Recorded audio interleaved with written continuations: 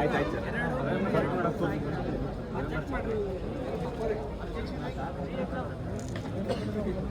ಮೊದಲನೇದಾಗಿ ಎಲ್ಲ ಸ್ಟೂಡೆಂಟ್ಸ್ ಪರವಾಗಿ ನಿಮಗೆ ಥ್ಯಾಂಕ್ಸ್ ಹೇಳಬೇಕು, ನಿಮಗೆ ಧನ್ಯವಾದ ತಿಳಿಸ್ತಾ ಇದ್ದೀವಿ. ಯಾಕೆ ಅಂತಂದರೆ ಹೋರಾಟ ಮಾಡಿದ್ರಿಂದ ನೋಟಿಫಿಕೇಶನ್ಸ್ ಆಗಿದ್ದಲ್ವಾ? ಹೌದಿಲ್ಲ? ಅದು ನಿಮ್ಮಿಂದ ನೀವು ಹೋರಾಟಕ್ಕೆ ಬಂದಿಲ್ಲ ಅಂತಂದರೆ ನೀವು ಮುಂದ್ಗಡೆಯಿಂದ ನಾವು ಹಿಂದ್ಗಡೆ ಅಷ್ಟೇ.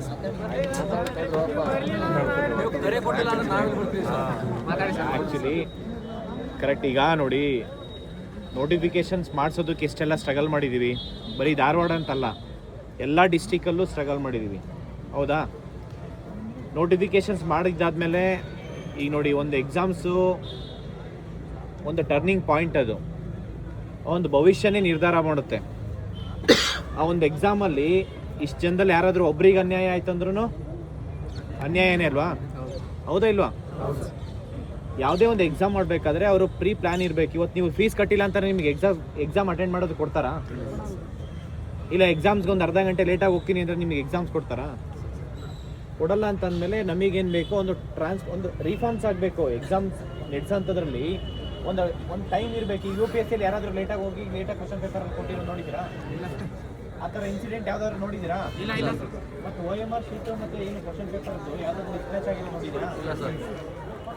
ಇವರು ಮಿಸ್ಮ್ಯಾಚು, ನೀವು ಸುಮ್ಮನೆ ಎಕ್ಸಾಮ್ ಬರ್ಬಿಟ್ಟು ಬಂದಿರೋ ನಿಮ್ಮ ಮಿಸ್ಮ್ಯಾಚ್ ಆಗಿದೆ, ನಿಮ್ದು ಏನಾದರೂ ಸ್ವಲ್ಪ ಮಿಸ್ಟೇಕ್ಸ್ ಇದ್ರೂ ನೀವು ಹೋಗಿ ಅವ್ರಿಗೆ ಕಾಲು ಬಿದ್ರೂ ಅವ್ರ ಸಮಸ್ಯೆ ಬಗೆಹರಿಸಲ್ಲ. ಅರ್ಸರಾ? ಇಲ್ಲ ಒಂದು 10 ನಿಮಿಷ ಲೇಟಾಗಿ ಹೋಗಿ ನೀವು ಅಲ್ಲೇ ಸೂಸೈಡ್ ಮಾಡ್ಕೊತೀನಿ ಅಂತಂದ್ರೂ ನಿಮಗೆ ಸೇರಿಸ್ತಾರಾ ಹೇಳಿ? ಮತ್ತು ಅವ್ರ ಮಿಸ್ಟೇಕ್ನ ನಾವು ಯಾಕೆ ಅಕ್ಸೆಪ್ಟ್ ಮಾಡಬೇಕು? ನಾನು ಕೇಳ್ತಾ ಇರೋದು ಇಷ್ಟೇ ಸಿಂಪಲ್ಲು. ಈಗ ನಾವು ಎಷ್ಟು ಸತಿ ಹೇಳಿದ್ದೀವಿ, ಆಗಸ್ಟ್ ತನಕ ನಾವು 750 ರೂಪಾಯಿ ಫೀಸ್, ಅಲ್ಲಿ ತನಕ. ಅದಾದಮೇಲೆ ಸಬ್ಸ್ಟ್ಯಾನ್ಷಿಯಲ್ ಬಜೆಟು ಒಳಗಡೆ ಫೀಸನ್ನು ಕಡಿಮೆ ಮಾಡ್ತೀನಿ ಅಂತ ಹೇಳಿದ್ರು, ಹೌದಾ? ಈಗ ನಾವೊಂದು 3-4 ಮಂತ್ಸ್ ಟೈಮ್ ಕೊಟ್ಟಿದ್ವಿ. ಈಗ ಆಗಿದೆ. ನೆಕ್ಸ್ಟ್ ಮಂತ್ ಇನ್ಮೇಲೆ ನೋಟಿಫಿಕೇಶನ್ ಆಗೋದಕ್ಕೆಲ್ಲ UPSCಯಲ್ಲಿ ಏನು ಫೀಸ್ ತೊಗೊತಾರೆ, 100 ರೂಪಾಯಿ ಫೀಸ್ ಇದೆ, ಹೌದಾ? SC ST ಮತ್ತು ಡಿಸೇಬಲ್ಡ್ ಪರ್ಸನ್ಗೆ, ವುಮೆನ್ಗೆ free of cost application fees free ಇದೆ. UPSC ಅಪ್ಲೈ ಮಾಡಿದ್ರೆ ನಿಮಗೆ ಗೊತ್ತಿರುತ್ತೆ. ಅದೇ ನಮ್ಮ ಕರ್ನಾಟಕದಲ್ಲಿ ಒಂದು ಎಕ್ಸಾಮ್ ಅಪ್ಲಿಕೇಶನ್ ಹಾಕ್ಬೇಕಂದ್ರೆ ಎಷ್ಟಿದೆ? 750 ರೂಪಾಯಿ. ನೀವು ಎಕ್ಸಾಮ್ ಫೀಸ್ ಕಟ್ಟೋದಿದೆಯಲ್ಲ, ಎಷ್ಟೋ ಜನ ಅಪ್ಲಿಕೇಶನ್ ಹಾಕಲ್ಲ ಎಷ್ಟೊಂದು ನೋಟಿಫಿಕೇಶನ್ಸ್ಗೆ. ಬರೀ ಎಕ್ಸಾಮ್ ಅಪ್ಲಿಕೇಶನ್ ಅಲ್ಲ, ಎಕ್ಸಾಮ್ ಸೆಂಟರ್ ಕೂಡ ಡಿಸ್ಟೆನ್ಸ್ ದೂರ ಇರುತ್ತೆ. ನೋಡಿ, ಒಂದು ಟ್ರಾನ್ಸ್ಪೋರ್ಟೇಷನ್ಗೆ ಹೋಗಿ ಬರ್ಬೇಕಂತಂದ್ರೆ ಸುಮಾರು ಮಿನಿಮಮ್ 3-4,000 ಖರ್ಚಾಗುತ್ತೆ. ಆಗುತ್ತಾ ಇಲ್ವಾ? ವಿತ್ ಟ್ರಾನ್ಸ್ಪೋರ್ಟೇಷನ್, ಊಟದ್ದು, ಉಳ್ಕೊಳ್ಳೋ ವ್ಯವಸ್ಥೆ. ಎಷ್ಟೋ ಜನ ರೈಲ್ವೆ ಸ್ಟೇಷನ್ನು, ಬಸ್ ಸ್ಟಾಪಲ್ಲಿ ಮಲ್ಕೊಂಡು ಹೋಗಿ ಎಕ್ಸಾಮ್ ಬರೆಯೋಂಥ ಪರಿಸ್ಥಿತಿ ಇರುತ್ತೆ. ನೋಡಿ, ಎಕ್ಸಾಮ್ ಬರೀಬೇಕಂತಂದ್ರೆ ಫಸ್ಟು ನಮ್ಮ ಮೆಂಟಲ್ ಏನಿರಬೇಕು, ಪೀಸ್ ಇರಬೇಕು, ಹೌದಾ ಇಲ್ವಾ? ಈಗ ನಾಳೆ ಎಕ್ಸಾಮ್ ಬರೀತಿದೀವಿ ಅಂತಂದ್ರೆ ಇವತ್ತು ರಾತ್ರಿ ನಿದ್ದೆ ಚೆನ್ನಾಗಿರ್ಬೇಕಾ, ಆಗಿರ್ಬಾರ್ದಾ? ಇವತ್ತು ನೀವು ರೈಲ್ವೆ ಸ್ಟೇಷನ್ಗೆ ಹೋಗಿ ಮಲ್ಕೊಂಡ್ರೆ ನೀವು ನಿದ್ದೆ ಆಗುತ್ತಾ? ಪೊಲೀಸ್ ಬರ್ತಾರೆ, ಲಾಠಿ ತೊಗೊಂಬಂದು ಓಡಿಸ್ತಾರೆ. ಬೆಳಗಿನ ಜಾವ 3 ಗಂಟೆ ಆಗಿದ ತಕ್ಷಣ ಸಾಕು, ನೀವು ಮಲಗೋದೆ 12-1 ಗಂಟೆ ಆಗಿರುತ್ತೆ. ಮತ್ತು ಬೆಳಗಿನ ಜಾವ 3-4 ಗಂಟೆಗೆ ಬಂದು ಪೊಲೀಸ್ ಲಾಠಿ ತೊಗೊಂಬರ್ತಾರ ಇಲ್ಲ? ಆ ಪರಿಸ್ಥಿತಿ ಆಗಿದೆ ಎಕ್ಸಾಮ್ ಬರೆಯೋ ಟೈಮಲ್ಲಿ. ಎಕ್ಸಾಮ್ ಬರೀಬೇಕಂತಂದರೆ ಒಂದು ಫೀಸು. ನಾವು ಹೋರಾಟ ಮಾಡಿದ್ದೇನಪ್ಪ ಅಂದರೆ ನೇಮಕಾತಿ ಆಗಿದೆ. ಈಗ ಆಗಿದ ತಕ್ಷಣ ಇವರಿಗೆ ಎಷ್ಟು ಬೇಕಷ್ಟು ಸ್ಟೂಡೆಂಟ್ಸ್ ಕಡೆಯಿಂದ ಲೂಟಿ ಮಾಡ್ತಾ ಇದ್ದಾರೆ. ನಿಮ್ಮ ಹತ್ರ ಕಿತ್ಕೊತಾ ಇದ್ದಾರಲ್ಲ ಫೀಸು, ಏನಾದರೂ ಒಂದು ಅಕೌಂಟಬಿಲಿಟಿ ಕೊಟ್ಟಿದ್ದಾರಾ? ಈಗ ನಿಮ್ಮದು 4 ಲಕ್ಷ ಜನ ಅಪ್ಲಿಕೇಶನ್ ಹಾಕಿದ್ದೀರಾ ಅಂತಂದರೆ ಒಬ್ಬರ ಹತ್ರ 750 ರೂಪೀಸ್ ಅಂತಂದರೆ 34,75,00,000 ಆಯಿತು. 34,75,00,000 ಆಯಿತು. ಏನು ಮಾಡಿರ್ತಾರೆ? ಒಂದು ಎಕ್ಸಾಮ್ಗೆ ನಿಮಗೆ ಮ್ಯಾಕ್ಸಿಮಮ್ ಎಷ್ಟು 100 ರೂಪೀಸ್ ಎಕ್ಸ್ಪೆಂಡಿಚರ್ ಆಗ್ಬೋದು, ಹೌದಾ ಇಲ್ವಾ? ಅದಕ್ಕಿಂತ ಜಾಸ್ತಿ ಆಗುತ್ತಾ? ಆ 20 ಪೇಜು, ಈ ಒಂದು ಪೇಜಿಗೆ ಎಷ್ಟಿದೆ? ನೀವು 1 ರೂಪಾಯಿ ಅಂತೀರಾ, ನಾನು 20 ಪೈಸೆ ಅಂತೀನಿ. ನೀವು 1 ಪೇಜ್ ತೊಗೊಳೋದಕ್ಕೂ 1 ಲಕ್ಷ ಪೇಜ್ ತೊಗೊಳೋದಕ್ಕೂ ಡಿಫ್ರೆನ್ಸ್ ಇರಲ್ವಾ? ನಾವು ಎಕನಾಮಿ ಓದಿದ್ದೀವ ಇಲ್ಲ? ಹೋಲ್ಸೇಲ್ ಪ್ರೈಸಿಗೆ ಎಷ್ಟು ಸಿಗುತ್ತೆ ಇದು? ಒಂದು 20 ಪೈಸೆ. 20 ಪೈಸೆ ಅಂದರೆ 20 ಪೇಜಿಗೆ ಎಷ್ಟಾಗುತ್ತೆ? 2 ರೂಪೀಸ್. 2 ರೂಪೀಸ್ ಅಷ್ಟೇ ಇದು. ಅವ್ರು ಒಂದು ಎಕ್ಸಾಮ್ ಸೆಂಟರ್ ನಿಮಗೆ ಕೊಡೋಂಥ ಕ್ವಶನ್ ಪೇಪರು ಇಲ್ಲ 5 ರೂಪೀಸ್ ಹಾಕೊಳ್ಳಿ ಒಂದು ಕ್ವಶನ್ ಪೇಪರ್ ಬಂಡಲ್ಗೆ. 5 ರೂಪೀಸ್ ಅಂತ ಅಂದರೆ ಇನ್ವಿಜಿಲೇಟರ್ಗೆ ಎಷ್ಟು ಪೇ ಮಾಡ್ತಾರೆ? ನಿಮ್ಮ ಒಬ್ಬರಿಂದ, ನಾನು ಹೇಳ್ತೀನಿ ಒಬ್ಬರಿಂದ 50 ರೂಪೀಸಾ? ಟ್ರಾನ್ಸ್ಪೋರ್ಟೇಷನ್ ಎಲ್ಲ ತೊಗೊಂಡ್ರೆ ಮ್ಯಾಕ್ಸಿಮಮ್ ಇನ್ನೊಂದು 10 ರೂಪೀಸ್ ಆ್ಯಡ್ ಮಾಡ್ಬೋದಾ? ಓವರ್ ಆಲ್ ಆಯಿತು 65 ರೂಪೀಸ್ ಅಲ್ಲ, 100 ರೂಪೀಸ್ ತೊಗೊಳ್ಳಿ. ಇನ್ನು 650 ರೂಪೀಸ್ ಎಲ್ಲ ಹೋಗುತ್ತೆ. ಇವ್ರು ಎಕ್ಸಾಮ್ಸ್ ಹೆಂಗೆ ಮಾಡ್ತೀನಿ, ಕ್ವಶನ್ ಪೇಪರ್ ಹೆಂಗೆ ಹೋಗುತ್ತೆ, ಬಂಡಲ್ಸು ನೋಡಿದ್ರೆ ಅದನ್ನ ಹೆಂಗೆ ವಿಡಿಯೋ ಮುಖಾಂತರ ಅದು ಮಾಡಿರೋದು ನೋಡಿದ್ರೆ ಇಲ್ಲ. ಲಾಕರ್ ತೆಗೆಯೋದಕ್ಕಾಗಲ್ಲ, ವೆಲ್ಡಿಂಗ್ ಮಾಡಿದ್ರೆ ಆಗಲ್ಲ, ಲಾಕ್ ಹೊಡೆಯೋದಕ್ಕಾಗಲ್ಲ, ಹೇಳಿದ್ರ ಇಲ್ವಾ? ಎಲಾಬ್ರೇಟ್ ಮಾಡಿದ್ದಾರೆ, ಎಲಾಬ್ರೇಟ್. ಸರ್ ಒಬ್ಬೊಬ್ರು ಇದ್ರಲ್ಲಿ ಟಾಸ್ಕ್ನೇ ಹೊಡೆದವ್ರಂತೆ ಸರ್. ಅಲ್ಲ ಅದೇ ಟಾಸ್ಕ್ ಹೊಡಿ, ಅದನ್ನ ನಾನು ಹೇಳ್ತಾ ಇರೋದು. ಇವರು ಎಷ್ಟು ಟ್ರಾನ್ಸ್ಪರೆನ್ಸಿ ತೋರಿಸ್ತಾ ಇದಾರಲ್ಲ, ಕ್ವಶನ್ ಪೇಪರ್ ಹಿಂಗ್ ಹೋಗುತ್ತೆ, DC ಆಫೀಸಿಗೆ ಹೋಗುತ್ತೆ ಅಂತ ಹೇಳಿ. ಆಯ್ತು, ನಾವು ಕಟ್ಟಿರೋ ದುಡ್ಡು ಹೆಂಗ್ ಹೋಗುತ್ತೆ,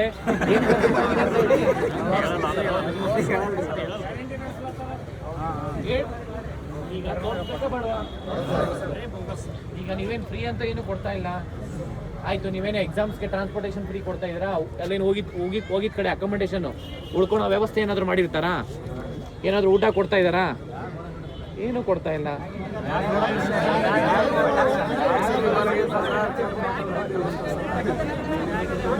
ನೋಡಿ,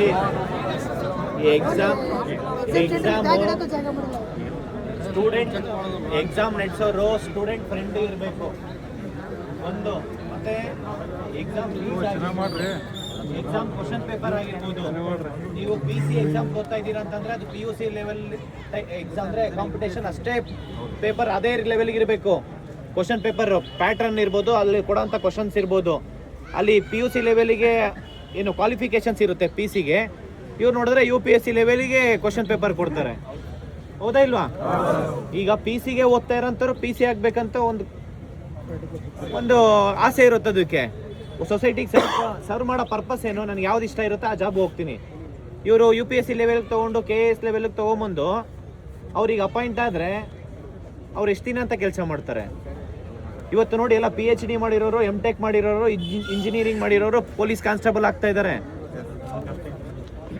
ಈ ಕ್ವಶನ್ ಪೇಪರ್ ನೋಡಿದ್ರೆ ಅವರು ಆಗಲ್ಲ, MBBS ಮಾಡಿರೋರು ಆಗ್ಬೇಕಾಗಿದೆ. ಹೌದಾ ಇಲ್ವಾ? ಪರಿಸ್ಥಿತಿಗೆ ಇದಕ್ಕೆಲ್ಲ ಕಾರಣ ಯಾರು? ಇಲಾಖೆ, KE ಅಥಾರಿಟಿ, KE ಎಕ್ಸಿಕ್ಯೂಟಿವ್ ಡೈರೆಕ್ಟ್ರು ಪ್ರಸನ್ನ ಕುಮಾರ್ ಸರ್. ಯಾಕೆಂತಂದ್ರೆ ಇದನ್ನ ಅವ್ರು ಹೊಣೆಗಾರಿಕೆ ಹೊತ್ಕೊಬೇಕಾಗುತ್ತೆ. ಈಗ ಒಂದು ಕ್ವಶನ್ ಪೇಪರ್ ಎಕ್ಸಾಮ್ ಸೆಂಟರ್ಗೆ ಅರ್ಧ ಗಂಟೆ ಲೇಟ್ ಆಯ್ತು, ಅರ್ಧ ಗಂಟೆ ನೀವು ಲೇಟ್ ಆದ್ರೂ ಪರವಾಗಿಲ್ಲ, 1 ಅವರ್ ಲೇಟ್ ಆದ್ರೂ ಪರವಾಗಿಲ್ಲ, ಎಕ್ಸ್ಟ್ರಾ ಟೈಮ್ ಕೊಡ್ತೀವಿ, ಎಕ್ಸಾಮ್ ಬರೀರಿ ಅಂತ ಹೇಳ್ಬಿಟ್ಟು ಆಮೇಲೆ ಬಂದು ಯೂಟ್ಯೂಬಲ್ಲಿ ಒಂದು ವಿಡಿಯೋ ಮಾಡ್ಬಿಟ್ರೆ ನೀವು ಅಕ್ಸೆಪ್ಟ್ ಮಾಡ್ತೀರಾ? ಮೊದಲೇ ಮಾಡಿ ಹೇಳ್ಬೇಕಾಯ್ತು, ಅದನ್ನ ಮೊದಲೇ ಹೇಳ್ಬೋದಾಯ್ತಲ್ಲ. OMR ಸೀಟಲ್ಲಿ ರಿಜಿಸ್ಟರ್ ನಂಬರು ಮತ್ತೆ ಕ್ವಶನ್ ಪೇಪರಲ್ಲಿ ಇರೋಂಥ ರಿಜಿಸ್ಟರ್ ನಂಬರ್ ಮಿಸ್ ಮ್ಯಾಚ್ ಆಗಿದೆ, ಆದರೂ ಕೂಡ ನೀವು ಎಕ್ಸಾಮ್ ಬರೀರಿ ಅಂತ ಮೊದಲೇ ಹೇಳ್ಬೋದಾಯ್ತಲ್ಲ. ಅರ್ಧ ಗಂಟೆ 1 ಅವರ್ ಲೇಟ್ ಆಯ್ತು ಸರ್. ಅರ್ಧ ಗಂಟೆ ಕ್ವಶನ್ ಗೊತ್ತಾಗ್ತದೆ ಸರ್. ಸರ್ ಎಲ್ಲ sir Tamil, Andhra Pradesh sir teachers ಎಲ್ಲರೂ ಸರ್. ನಾವು ಕನ್ನಡ ಅವ್ರಿಗೆ ಅರ್ಥ ಆಗಲ್ಲ, ಅವ್ರಿಗೆ ನಮ್ಗೆ ಅರ್ಥ ಆಗ್ತಲ್ಲ ಸರ್. ಇಲ್ಲಿ ಕರ್ನಾಟಕದಲ್ಲಿ ಟೀಚರ್ಸ್ನ ರೆಕ್ರೂಟ್ಮೆಂಟೇ ಮಾಡ್ಕೊಂತ ಇಲ್ಲ, ಮತ್ತೆ ಎಲ್ಲಿ ಸಿಗ್ತಾರೆ ಟೀಚರ್ಸ್?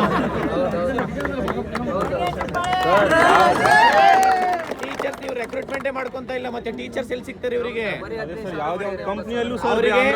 ಅಲ್ಲ, ನೀವು ಎಕ್ಸಾಮ್ ಬರೆಯೋದಕ್ಕೆ ಹೋದಾಗ ಫ್ರಿಸ್ಕಿಂಗ್ ಮಾಡೋದಕ್ಕೆ UP ಬಿಹಾರದಿಂದ ಬರ್ತಾರ ಅವರು. ಅದು ಅಲ್ಲ, ಅವರು ಅಷ್ಟು ಕರ್ನಾಟಕದವ್ರಲ್ಲ.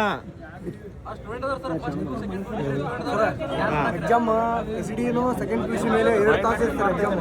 PC ಮಾತ್ರ 1.5 ತಾಸು, ಅದು 2 ತಾಸು ಮಾಡ್ಬೇಕು. ಈಗ ನಮ್ಮ ಬೇಡಿಕೆ ಏನಂತಂದ್ರೆ, ಈ ಒಂದು ಎಕ್ಸಾಮ್ಸ್ ಅಲ್ಲಿ ಏನು ಸೈಲೆಂಟ್ ಆಗಿರಿ ಸರ್, ಮಾತಾಡ್ತಾರೆ. ಎಕ್ಸಾಮ್ಸ್ ಅಲ್ಲಿ ಏನು ಇರ್ರೆಗ್ಯುಲಾರಿಟೀಸ್ ಆಗಿದೆ, ಇದು ಇನ್ನೊಂದು ಎಕ್ಸಾಮ್ಸ್ ಅಲ್ಲಿ ಆಗ್ಬಾರ್ದು ಇನ್ ಫ್ಯೂಚರ್. ಮತ್ತೆ ಈಗ ಆಗಿರೋಂಥದ್ದಕ್ಕೆ ಅವರು ಜಸ್ಟಿಸ್ ಕೊಡ್ಬೇಕಾ ಬೇಡವಾ? ಕೊಡ್ಬೇಕಲ್ವಾ? ಮತ್ತೆ ಈ ಒಂದು ಎಕ್ಸಾಮ್ಸ್ ಇದೆ ಅಂತಲ್ಲ, ಇನ್ ಫ್ಯೂಚರ್ ಯಾವುದೇ ಎಕ್ಸಾಮ್ಸ್ ಇದ್ರೂ 2 ಅವರ್ಸ್ ಟೈಮ್ ಕೊಡಬೇಕು. 2 ಅವರ್ಸ್ ಟೈಮ್ ಕೊಡಲಿ.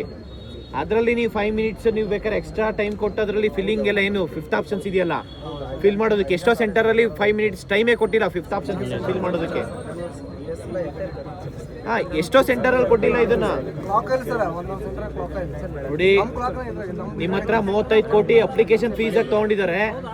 ಎಲೆಕ್ಟ್ರಿಸಿಟಿ ಇಲ್ಲ, ವಾಲ್ ಕ್ಲಾಕ್ ಇಲ್ಲ, ಕುಡಿಯೋ ನೀರು ಫೆಸಿಲಿಟೀಸ್ ಇಲ್ಲ, ಬಾತ್ರೂಮ್ ಇಲ್ಲ, ಅಲ್ಲಿ ಏನು ಫೆಸಿಲಿಟೀಸು ಇಲ್ಲ.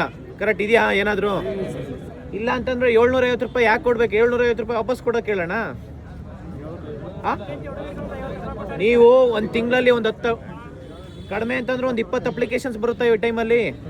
20 ಅಪ್ಲಿಕೇಶನ್ ಹಾಕ್ಬೇಕಂದ್ರೆ ಫೀಸ್ ಎಷ್ಟು? 15,000 ಕಟ್ಟಬೇಕು.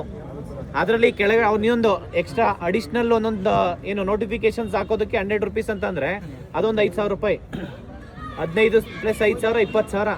20,000 ಬರೀ ಅಪ್ಲಿಕೇಶನ್ ಫೀಸು ಒಬ್ರಿಗಿಂದ.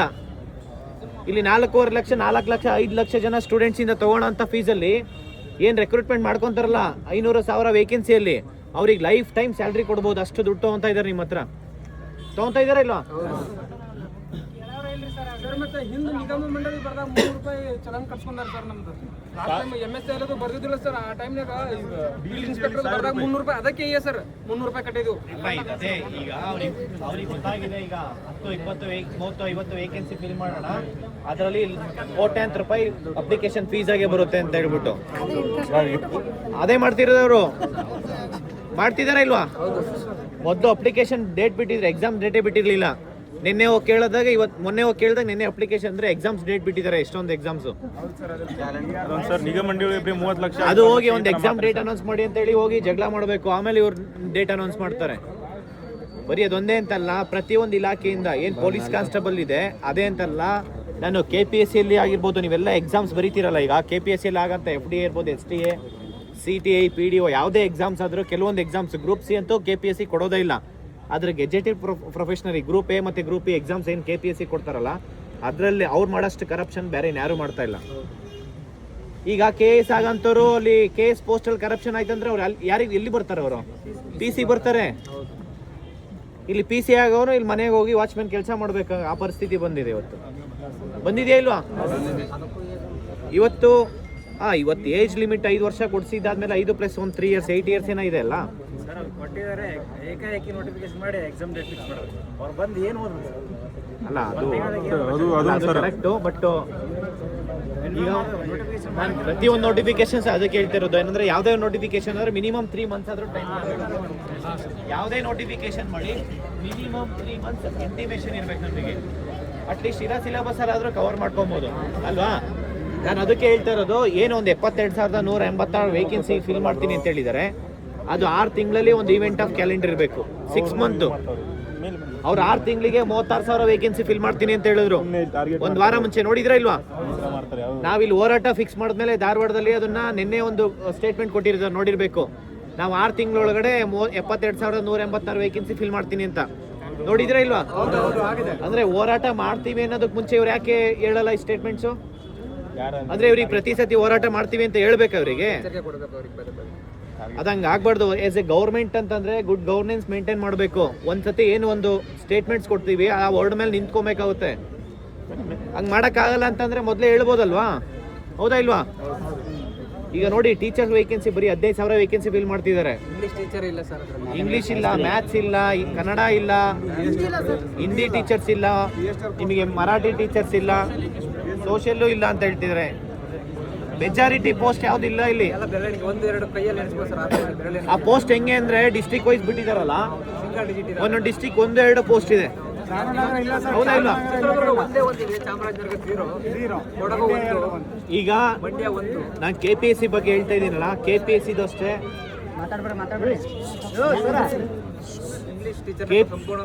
ಈಗ ನೋಡಿ KPSC ಮೇಲೆ ಸುಮಾರು 4ರಿಂದ 5 FIR ಫೈಲ್ ಮಾಡಿದೆ. FIR ಮಾಡಿದ್ದಾದ್ಮೇಲೆ ಆ KPSC ಏನು ಚೇರ್ಮನ್ ಇದ್ದಾರೆ ಅವರಷ್ಟು ಕರಪ್ಟ್ ಇನ್ನು ಯಾರು ಇರಲಿಲ್ಲ. ಇದ್ರೆ ಹೌದಾ ಇಲ್ಲ? ಗವರ್ನರ್ಗೆ ಎಲ್ಲ ತುಂಬ ಒಂದು 6 ಮಂತಿಂದ ಕಂಟಿನ್ಯೂಸ್ ಆಗಿ ಕಂಪ್ಲೇಂಟ್ ಮಾಡ್ಕೊತ ಬಂದಿದ್ವಿ. ಈಗ ಮೊನ್ನೆ ಅವ್ರನ್ನ ಸಸ್ಪೆಂಡ್ ಮಾಡಿದ್ದಾರೆ. ಬರೀ ಸಸ್ಪೆಂಡ್ ಸಾಕಾ? ಇಲ್ಲ ಸರ್, ಶಿಕ್ಷೆ ನೀವು ಹೇಳಿ, ಏನು ಶಿಕ್ಷೆ ಕೊಡ್ಬೇಕು ಅವರಿಗೆ?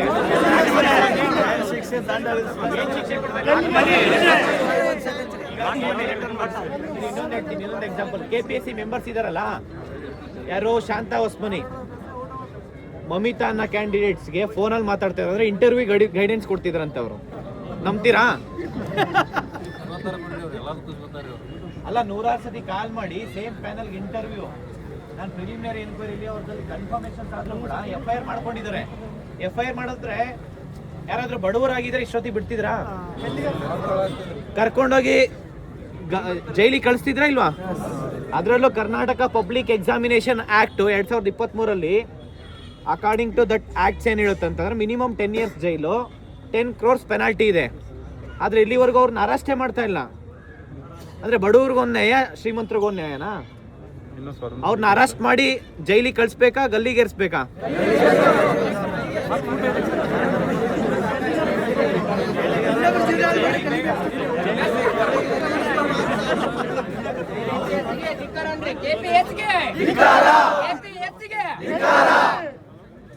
ಈಗ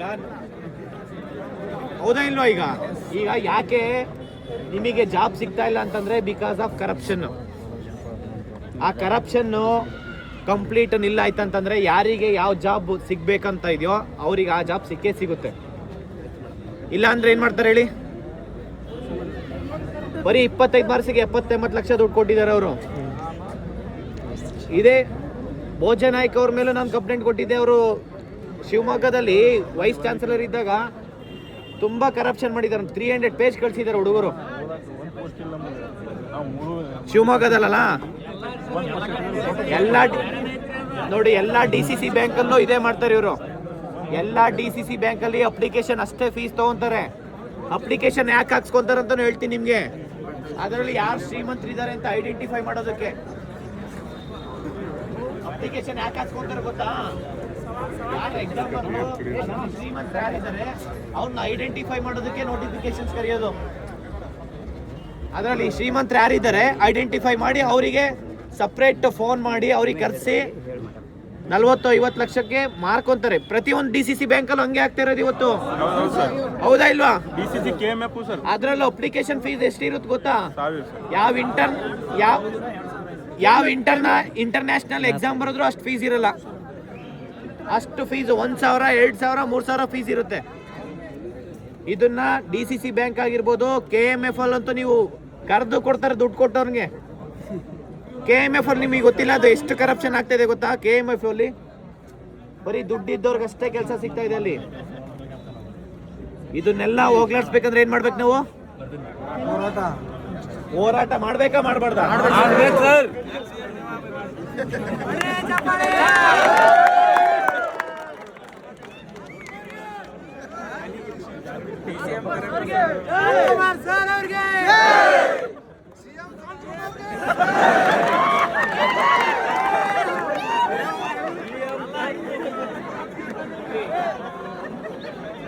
ನೆಕ್ಸ್ಟ್ ಫಾರೆಸ್ಟ್ ನೋಡಿ, ಪ್ಲೀಸ್. ಫಾರೆಸ್ಟ್ ಡಿಪಾರ್ಟ್ಮೆಂಟ್ ಅಲ್ಲಿ 950 ಪೋಸ್ಟ್ ಎಕ್ಸಾಮ್ ಮಾಡಿ ಅಂತ ಹೇಳಿ ತುಂಬಾ ಸತಿ ಹೋಗಿ ಮಾತಾಡಿ ಚರ್ಚೆ ಮಾಡಿ ಎಲ್ಲನೂ ಇನ್ಕ್ಲೂಡಿಂಗ್ ಚೀಫ್ ಸೆಕ್ರೆಟರಿ ಅವರು ಒಪ್ಕೊಂತ ಇದ್ದಾರೆ. ಆದ್ರೆ ಡಿಪಾರ್ಟ್ಮೆಂಟ್ ಒಪ್ಕೊಂತ ಇಲ್ಲ ಅಂತಂದ್ರೆ ಏನ್ ಮಾಡ್ಬೇಕು ಹೇಳಿ ಅವರಿಗೆ? ಅಲ್ಲ, ನಮಗೆ ಹೇಳ್ತಾ ಇದೀನಿ ನಾನು ಅವರಿಗೆ. ಅಂದ್ರೆ ನೀವು ಎಕ್ಸಾಮ್ ಕಂಡಕ್ಟ್ ಮಾಡಿ. ಕೋವಿಡ್ ಟೈಮಲ್ಲಿ 10th PUC ಒಂದೊಂದಿನ 3 ಎಕ್ಸಾಮ್ಸ್ ಕಂಡಕ್ಟ್ ಮಾಡಿದ್ದಾರೆ. ಒಂದೊಂದಿನ 3 ಎಕ್ಸಾಮ್ಸ್. ಸುಮಾರು 1 ಲಕ್ಷ ಜನ ಇದ್ದಾರೆ. 98, 99, 100% ತಗೊಂಡಿರೋರು ಇದಾರೆ ಇಲ್ವಾ? ನಾವು ಹಿಡಿಯೋದು ಇಲ್ಲ. ಅದು 99, 100 ಇದ್ದವ್ರಿಗೆ ಸಿಗುತ್ತದು. ಅದ್ರಲ್ಲೂ ನೀವು ಎಕ್ಸಾಮ್ ಬರ್ಬೇಕಾದ್ರೆ ರಿಟರ್ನ್ ಇತ್ತು. ಈಗ ನೋಡಿ ಎಲ್ಲ ಅಬ್ಜೆಕ್ಟಿವ್. ಕೋವಿಡ್ ಟೈಮಲ್ಲಿ ನೋಡಿರ್ಬೋದು. ಹೌದಾ ಇಲ್ಲ? 5 ನಿಮಿಷ ಗ್ಯಾಪ್ ಕೊಡೋದಲ್ಲ, ಅವರೇ ಹೇಳ್ಕೊಡ್ತಾರ. ಅದನ್ನ ಹೇಳ್ಕೊಟ್ಟು ಒಂದು ಪರ್ಸೆಂಟೇಜ್ ತಗೊಂಡಿರೋದು ಅದು. ಬರೀ ಅದೊಂದೇ ಅಲ್ಲ, ಫಾರೆಸ್ಟ್ ಡಿಪಾರ್ಟ್ಮೆಂಟ್ ಅಲ್ಲಿ ಸುಮಾರು 950 ಪೋಸ್ಟ್ ಬೀಟ್ ಫಾರೆಸ್ಟ್ ಆಫೀಸರು ಮತ್ತೆ ಬೀಟ್ ಫಾರೆಸ್ಟ್ ವಾಚರ್ದು. ಅದ್ರ ಜೊತೆಲಿ ಲೈನ್ ಮ್ಯಾನ್ ಸುಮಾರು ಲೈನ್ ಮ್ಯಾನ್ ಸುಮಾರು ಈಗ ಒಂದು 2-3 ಸಾವಿರ ಪೋಸ್ಟ್ ಕರೀತಾ ಇದ್ದಾರೆ. 2-3 ಸಾವಿರ ಪೋಸ್ಟ್ ಇದೆ. ಎಕ್ಸಾಮ್ ಆಗ್ಬೇಕಾ ಇಲ್ಲ ಪರ್ಸೆಂಟೇಜ್? ಫೈರ್ ಎಕ್ಸ್ಟಿಂಗ್ವಿಷರ್,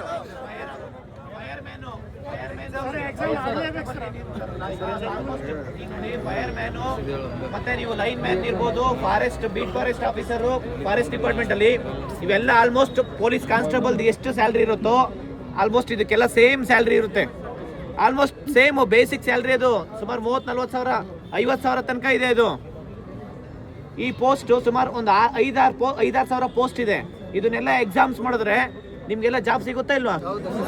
ಇಲ್ಲ, ಓದಂತವ್ರಿಗೆ ಜಾಬ್ ಸಿಗ್ಲಿ, ಅದು ಎಲ್ಲೇ ಇರ್ಲಿ, ಕರ್ನಾಟಕದಲ್ಲಿ ಯಾರೇ ಇದ್ರು ಓದಂತವ್ರು ಜಾಬ್ ತಗೊಂಡ್ಲಿ ಬಿಡಿ. ಹೌದಾ ಇಲ್ವಾ? ಇಲ್ಲಿ ತಿಂಗಳ 5-10 ಸಾವಿರ ಸುಮಾರು 5-6 ವರ್ಷದಿಂದ, ಕೆಲವರು 7-8 ವರ್ಷದಿಂದ 10 ವರ್ಷದಿಂದ ಓದೋರು ಇದ್ದೀರಾ. ಹೌದಾ? 15 ವರ್ಷ ಅಂತ ಹೇಳ್ತಾರೆ. ಅಲ್ಲ, ಇದ್ರು ಇರ್ಬೋದು.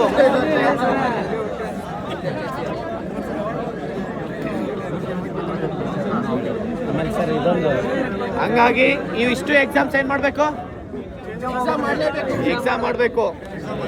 ಮತ್ತೆ KP police constable exam ಆಗಬೇಕಲ್ಲ.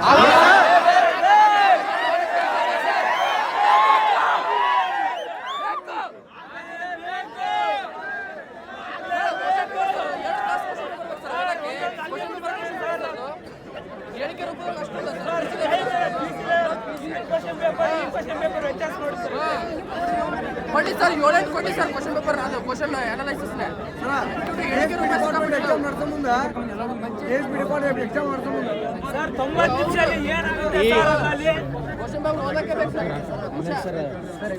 Indira canteen ಒಂದು. ಈಗ ಪೊಲೀಸ್ ಕಾನ್ಸ್ಟೇಬಲ್ ಇರ್ಬೋದು, ಮತ್ತೆ KPSC ಏನು ಹಗರಣ ಆಗಿದೆ. ಈಗ ನೀವು ನೋಡ್ಬೋದು Jharkhand JPSC Jharkhand public service commission, ಅಲ್ಲಿ ಚೇರ್ಮನ್ ಮತ್ತೆ 3 ಜನ ಮೆಂಬರ್ಸ್ನ ಅರೆಸ್ಟ್ ಮಾಡಿ ಜೈಲಿಗೆ ಕಳ್ಸಿದ್ರ ಇಲ್ವಾ? ಅಟ್ಲೀಸ್ಟ್ ಅರೆಸ್ಟ್ ಮಾಡಿದ್ರೆ ಎನ್ಕ್ವೈರಿ ಆಗ್ತಾ ಇದೆಯಾ ಇಲ್ವಾ? ನಮ್ಮ ಕರ್ನಾಟಕದಲ್ಲಿ ಯಾಕೆ ಆಗ್ಬಾರ್ದು? ಆಗ್ಬೇಕಾ ಬೇಡವಾ? ಬಟ್ ಅದೊಂದೇ ಅಂತಲ್ಲ, KPSC ಇರ್ಬೋದು, ಮತ್ತೆ ನಾವೆಲ್ಲ ಎಕ್ಸಾಮ್ ಪರ್ಸೆಂಟೇಜ್ ಬಂದು ಎಕ್ಸಾಮ್ ಮಾಡಿ ಅಂತ ಹೇಳ್ತಿದ್ರಲ್ಲ, ಎಕ್ಸಾಮ್ ಮಾಡಬೇಕು. ಟೀಚರ್ ಪೋಸ್ಟ್ 15,000 ಕಾರಣ, ಇನ್ನೂ 10,000 ಪೋಸ್ಟ್ ಆ್ಯಡ್ ಮಾಡಬೇಕು. ಇದೇ ಪೋಸ್ಟ್ಗೆ 15,000 ಪೋಸ್ಟಿಗೆ 10,000 ಪೋಸ್ಟ್ ಆ್ಯಡ್ ಮಾಡ್ಬೇಕು. ಯಾಕೆಂದ್ರೆ ಮೋರ್ ದೆನ್ 80,000 ವೇಕೆನ್ಸಿ ಇದೆ ಪೊಲೀಸ್ ಇಲಾಖೆಯಲ್ಲಿ. ಸುಮಾರು 28,000 ಪೋಸ್ಟ್ ಇದೆ. ಆದ್ರೆ ಇವಾಗ ಕರೀತಾ ಇರೋದು ಎಷ್ಟು? ಬರೀ 8,000 ಪೋಸ್ಟ್. ಇನ್ನು 20,000 ಪೋಸ್ಟ್ ಕರಿಬೇಕಾ ಬೇಡವಾ? ಕರೀಲೇಬೇಕು. ಯಾಕೆಂತಂದ್ರೆ ಇಲ್ಲಿ ಲಕ್ಷಾಂತರ ಜನ ಇದ್ದಾರೆ.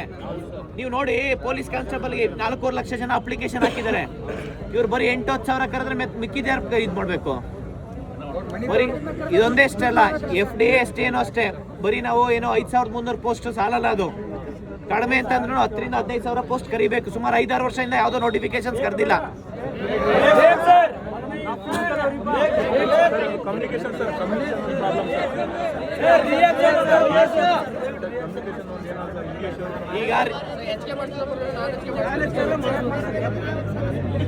ಈಗ HK ಪೋಸ್ಟ್ ಕರೆಕ್ಟ್ ಆಗಿದ್ಯಾ?